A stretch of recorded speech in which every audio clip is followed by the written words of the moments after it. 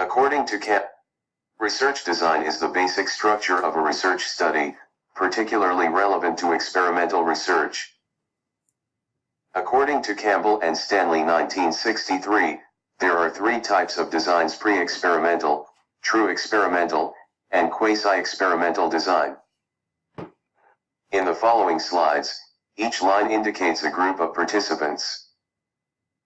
R signifies random assignment of subjects to groups, O signifies an observation or test, T signifies that a treatment is applied. Pre-experimental designs are weak experimental designs in terms of control. There is no random sampling. In the one-shot study, a group of participants receives a treatment followed by a test to evaluate the treatments. One group pre-test post-test is better than the one-shot design, as we at least observe whether any change in performance has occurred. The static design compares two groups, one of which receives the treatment and one of which does not. Threats to internal and external validity are significant problems. There are many definite weaknesses of this type of design. For example, one group pre-test post-test design does not allow us to say why the participants improved. Certainly it could be due to the treatment, but it could also be due to history. Some events other than the treatment may have occurred between the pre-test and post-test. The participants may have exercised at home on the other days. Maturation is a rival hypothesis. The participants may have gotten better or worse just as a result of the passage of time. True experimental designs is the best type of research design because of their ability to control threats to internal validity. It utilizes random selection of participants and random assignment to groups. That is, the groups are randomly formed, which allows the assumption that they were equivalent at the beginning of the research. A typical example is the pre-test post-test control group design. The randomized groups designs resemble static group comparison, except that groups are randomly formed. ANOVA. In the pre-test post-test randomized control group, the groups are randomly formed, but both groups are given a pre-test as well as a post-test.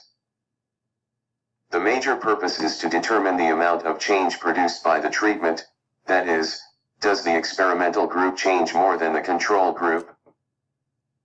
This design is used frequently in the study of physical activity, but the analysis is rather complex. We can use three statistical techniques to do the analysis. 1. A repeated measures ANOVA. 2. A simple ANCOVA with pretest as the covariate. 3. A simple ANOVA with difference score or gain score.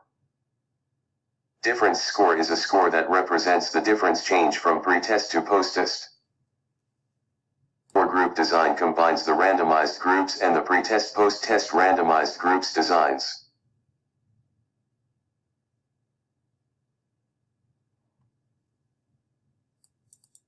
The purpose is to determine whether the pretest results in increased sensitivity of participants to the treatments.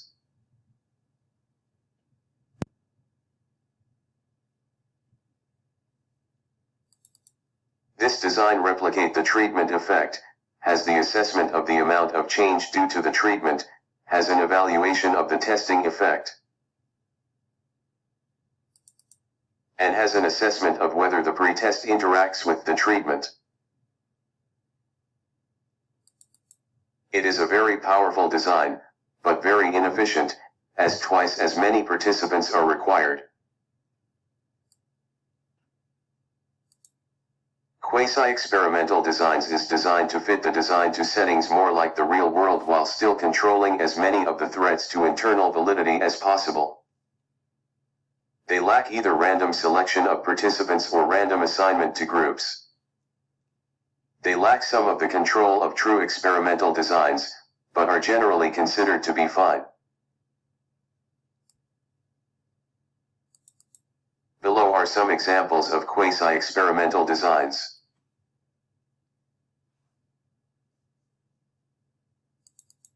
Time series design has only one group but attempts to show that the change that occurs when the treatment is administered differs from the times when it is not.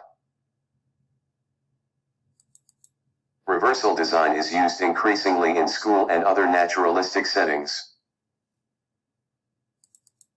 It is sometimes called a BABA where A is the baseline condition and B is the treatment condition. Ex post facto design is a static group comparison, but with the treatment not under the control of the experimenter. For example, we often compare the characteristics of athletes versus non-athletes, highly fit versus unfit individuals.